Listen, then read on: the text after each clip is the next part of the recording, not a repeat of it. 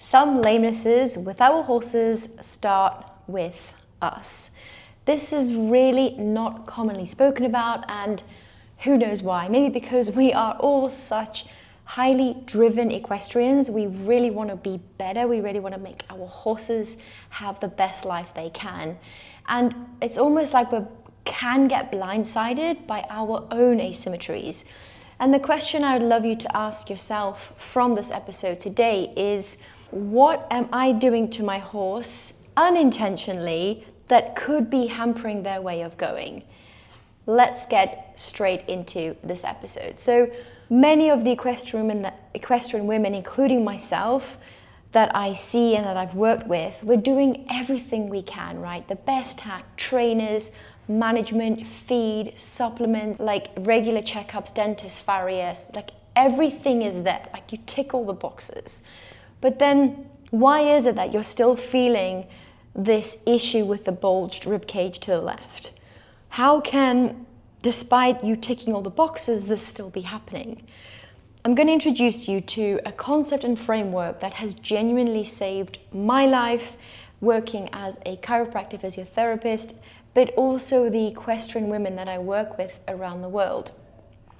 And it is a framework to ultimately what we want, right? Which is this unbreakable partnership, this communication with our horse that, let's face it, we don't really care what other people think because we get so much joy from those interactions with our horses, like the you and your horse moments where no one's watching but you're having a conversation with them. And if someone was listening, you'd think like, oh my God, this person must think I'm crazy, but I'm genuinely talking to my horse. And that I know matters so much. And I also know that we have this tremendous amount of guilt that we feel when things aren't going right because we're like, God, I can't do anything else. And a lot of the high-performing equestrian women that I've worked with around the world say to me that at what cost of their own health, just to improve the health of their horses, like at what cost does that come in? And I'm seeing a trend where talented, disciplined, highly driven, motivated, these women don't have an issue with discipline. They are there every day, showing up, doing the best they can, but they've hit a plateau with their performance. Their own energy feels so flat. They feel confused, they feel deflated, they feel emotionally tied to trying to understand what's going on with their horse. And they feel like everywhere they look, the answers just aren't coming. So this is the frustration, pain that these women are going through. Now, I just want to let you know that you are doing absolutely, this is not about a doing more thing at all. Usually it's about doing less. And most of the time it's unfortunate truth of looking at ourselves, not from a criticizing perspective, not to hit that self-sabotaging button, but to look at it with a structural framework where you can go, okay, unemotionally, without self-sabotaging, this is my body, this is how I'm put together, this is my current fitness level, this is honestly what I'm doing to eat, to gym, or to move my body, and this is how I manage stress. Like when we have these very honest frameworks to work with, we can then do something about it so that we can show up every day when we're with our horse, instead of pushing for more, and feeling like you're in this ever running like treadmill getting nowhere, that you know that if you're just to do this one thing today, that you're going to feel an immediate benefit and feel an immediate benefit with your horse. This is the train of thinking that I work with when I'm working with my equestrian women around the world. So we're going to break this down. I'm actually doing a webinar series in May going through this. So we're going to look at the horse, we're going to look at the rider, we're going to look at the demand and discipline because, for example, show jumping is a very different requirement on the horse's body compared to like flat racing. And then you have a difference between the fine, intricate, controlled movements of dressage versus something like barrel racing, okay? So no one is right or wrong, they're just different disciplines which require different demands on our horses. And we need to be talking about this. We need to really understand, what am I currently needing from my horse so that I can put a plan in place to make it happen. And suddenly you don't go and feel confused anymore. You know what I mean? Because you have answers to horse, rider, discipline, how they interconnect. And suddenly, instead of this like burnout, emotional turmoil, guilt feeling, you start to have a path and a clarity and a focus. And this is what I've noticed after interviewing over 500 high-performing, discipline-driven, competitive equestrian women around the world. It's not that you guys have an issue with focus and discipline.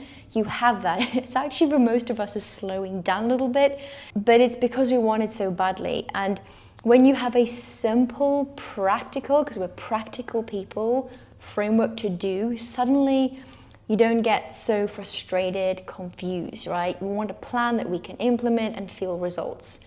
This is exactly what the Female Rider Code is. And the webinar series that I'm going to be doing is going to be breaking down these sections that guides you through this. So if you've missed the live series, which actually starts this May, in a few days' time, comment the word rider below. You can sign up to the registration and you can watch it on repeat. There's always that option there. So our horses are micromanaged, right? When it comes to our own life, do we have the same consistent variables that we factor in every day?